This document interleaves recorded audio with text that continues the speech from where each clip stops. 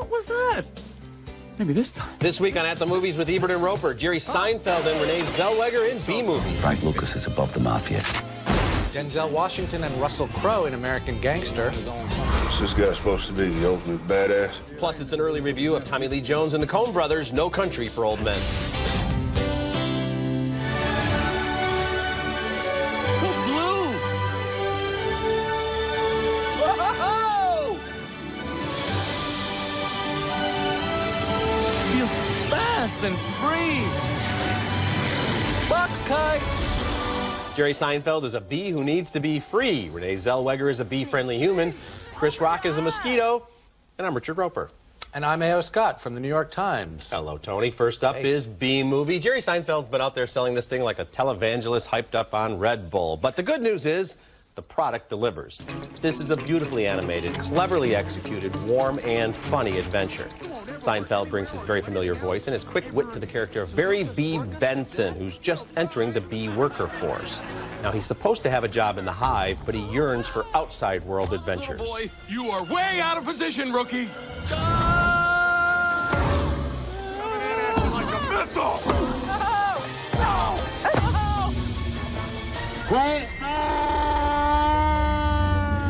Okay, this might sound like a backhanded compliment, but I really think Renee Zellweger gives one of her best performances here. She voices Vanessa.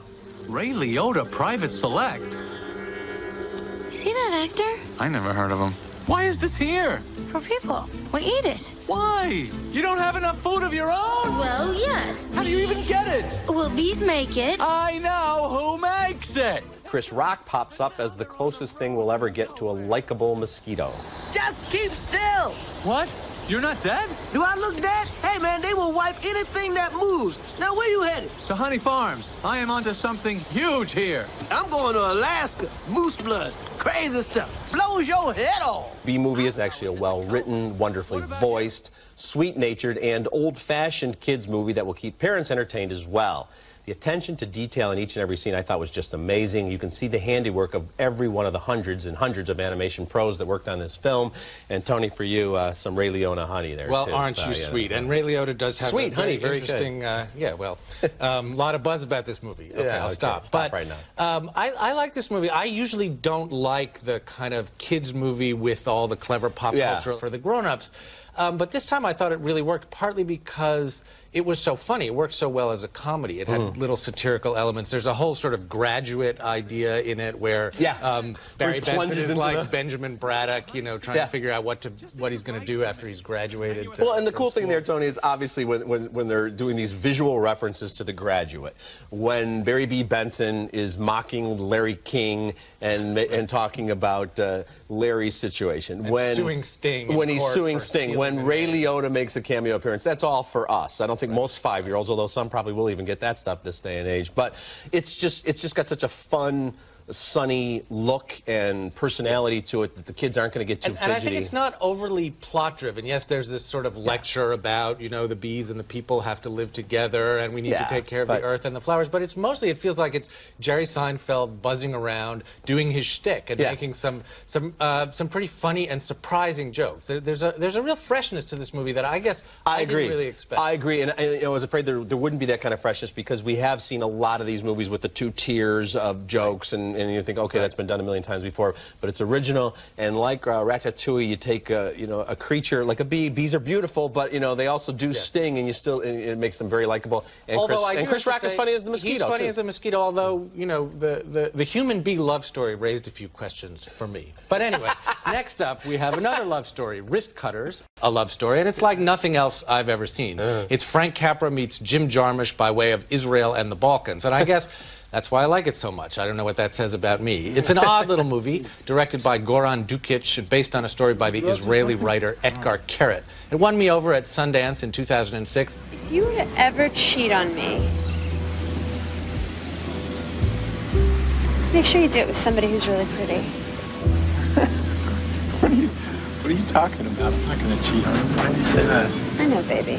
That's Patrick Fugit. You may remember him from Almost Famous. He plays Zia, a lovesick young man who cuts his wrists and finds himself in an afterlife specially designed for suicides. It's a rundown, tired place imagined in wry, deadpan detail by the director and inhabited by folks who never smile, but who still manage to find a measure of amusement.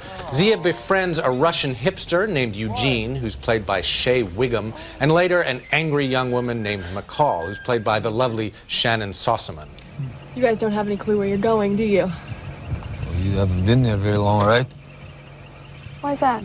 Because if anybody here had a clue, we wouldn't be here in the first place. True. The three of them set out on a road trip that starts out strange and gets even more so once Tom Waits shows up. I love it when Tom Waits shows up. And I, for one, was happy to go along for the ride with this movie. Tony, true story for you. Must have been the fall of 2005. I'm walking down the street in Beverly Hills. Two guys pull up in a car. They go, "Our movie just got accepted at Sundance. It's called Wristcutters, a love story." And I'm thinking, am I getting punked here? Is this a reality show? And now a couple of years later, it finally finds its way into theaters. And I'm with you on this every step of the way. I'm so glad to hear it. It's such an original piece of work, and I love the deliberately bleak cinematography. Yes.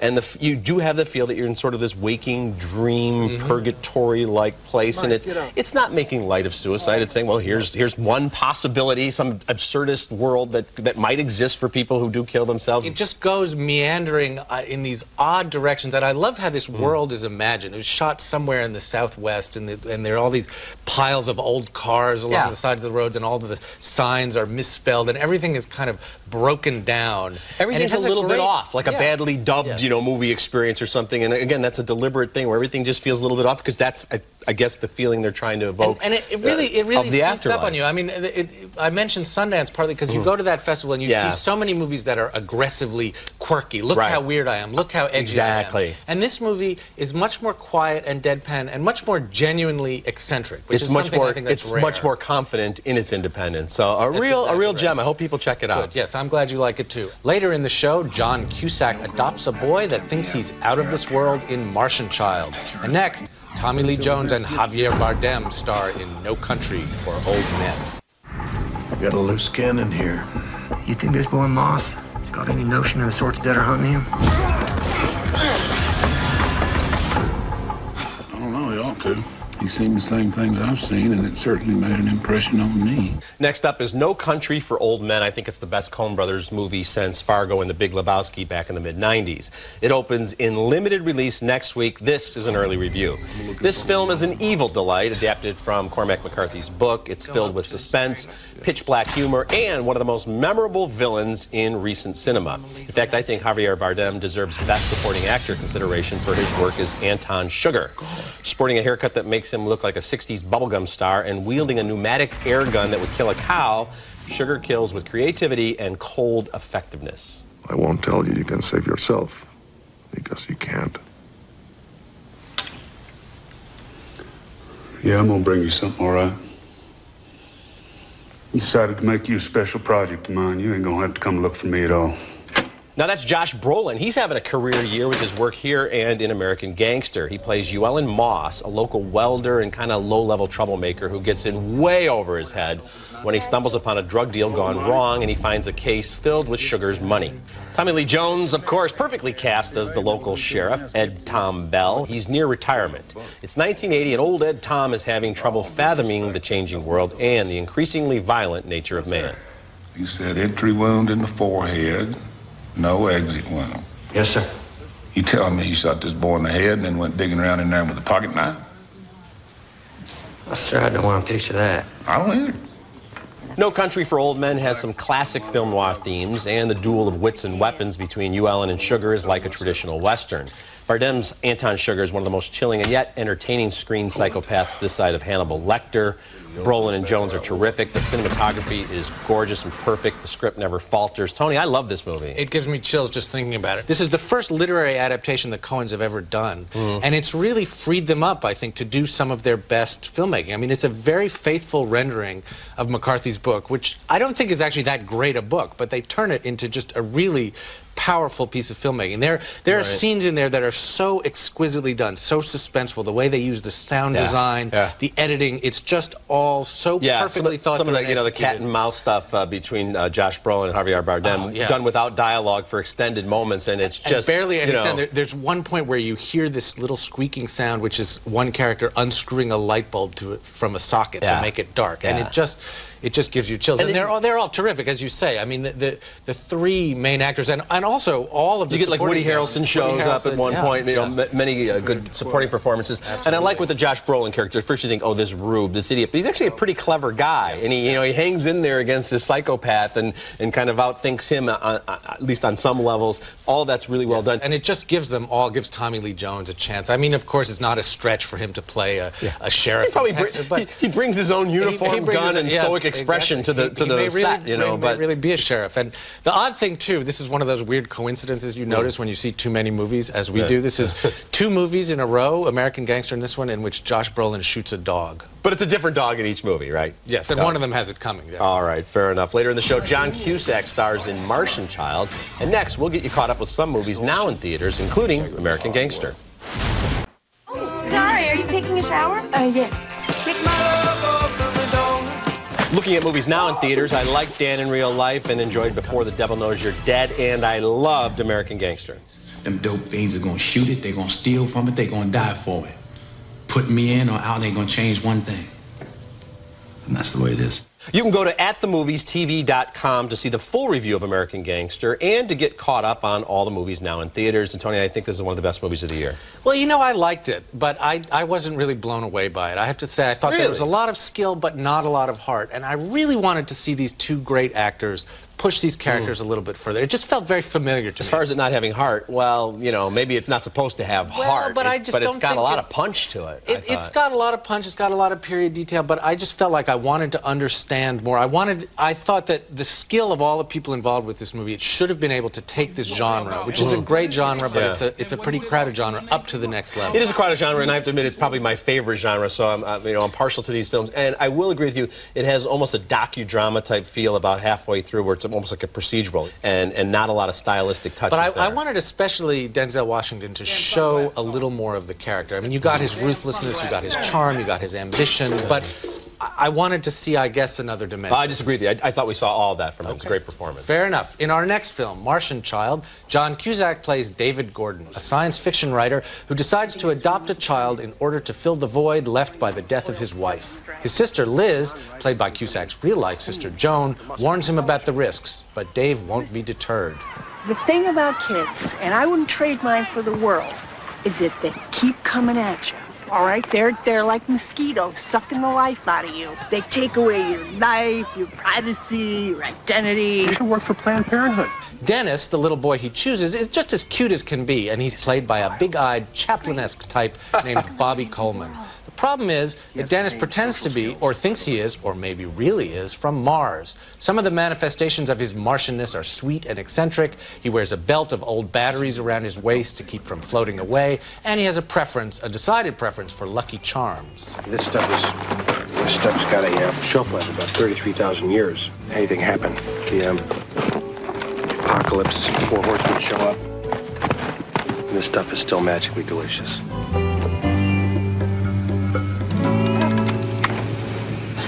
We're Lucky Charms, guys. Will these 2 eccentrics help each other heal and teach each other and everyone else valuable lessons about love and acceptance? What do you think?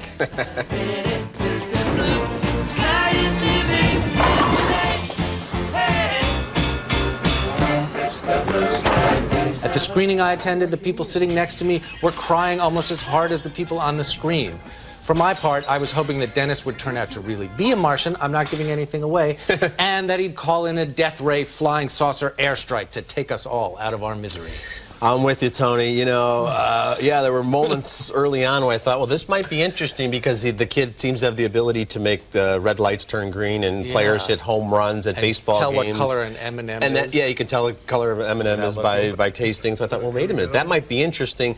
It's just too sticky sweet for me, and everybody's very earnest, too earnest. I don't think and there's almost no dramatic conflict. I mean, there's this point where you think that Richard Schiff, of course, is going to show up as a social worker who's going to take away the child, but who's going going to take away this sweet child from the Architectural Digest home owned by John Cusack. But even the one time when there's he gets into a food fight with the kid, and you know exactly when the guy from the adoption agency is going to show up, and the timing like that is just, I think, too kind of clunky and obvious. And I like the dynamic with John Cusack and Amanda Peet playing the sister of his dead wife, and that's kind of an uncomfortable thing. But then you get this other stuff, and the kid, he's so troubled that I thought maybe there's a real problem here. Well, that's the thing, when it takes the real problem that this kid might have and the attempt to deal with them and heal them and turns it into this soppy, sentimentally, everybody's different, everybody's the same. We have the end, Angelica Houston sitting on a plane crying about this kid, and it's just, I agree, Amanda Peet and John Cusack too, they're charming, unpredictable, interesting, offbeat performers, but they're just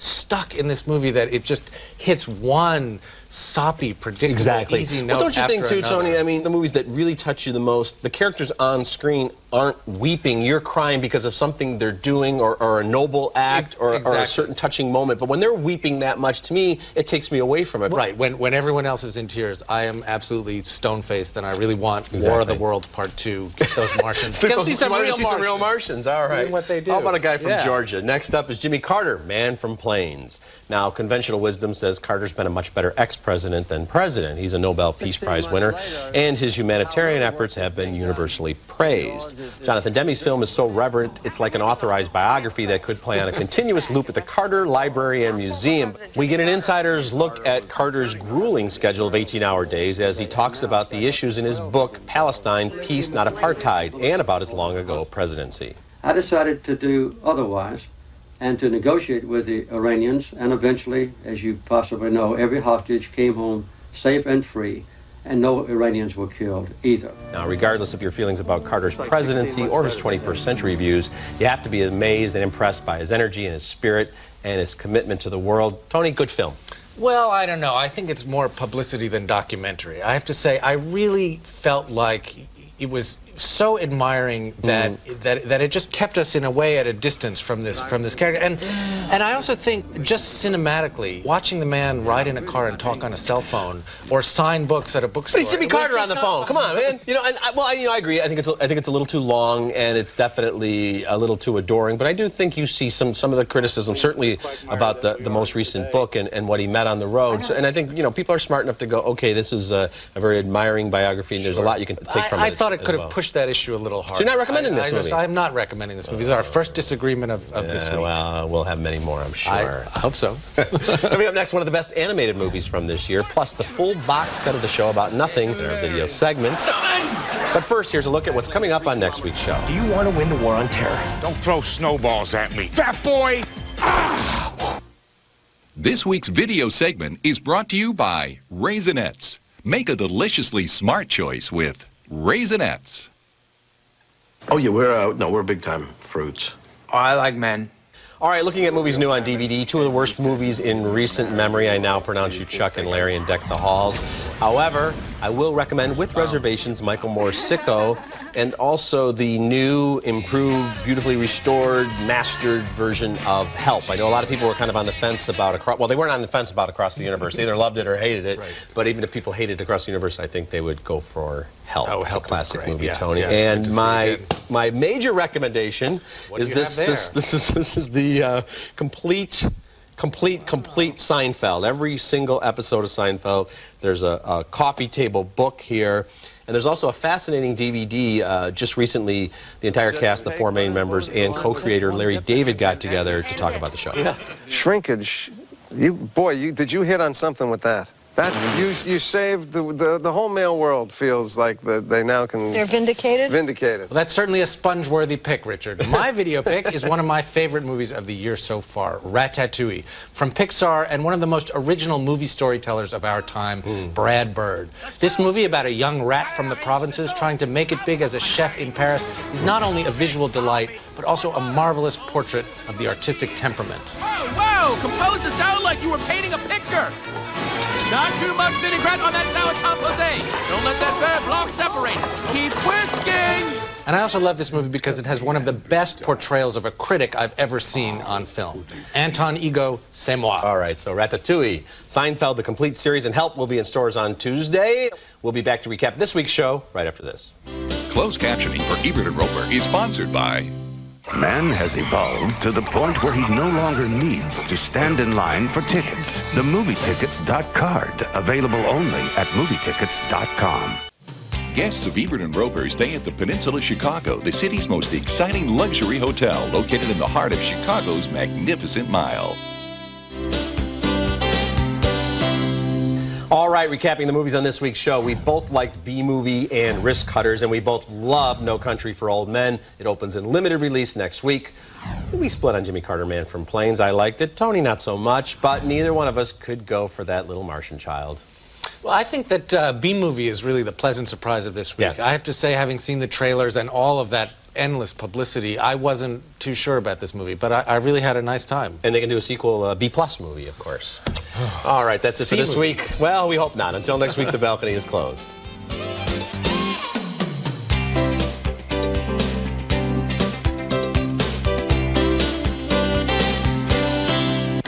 I did it. I surrendered to my desire. It's pancake surrender at IHOP. Try pumpkin, cheesecake, or carrot cake. IHOP. Come hungry, leave happy. If you think a prune is a prune, you haven't tried new Sunsweet Ones. How do you like the individual wrappers? It's not dry at all. They're delicious. New Sunsweet Ones. Bite for bite, even better than fresh fruit.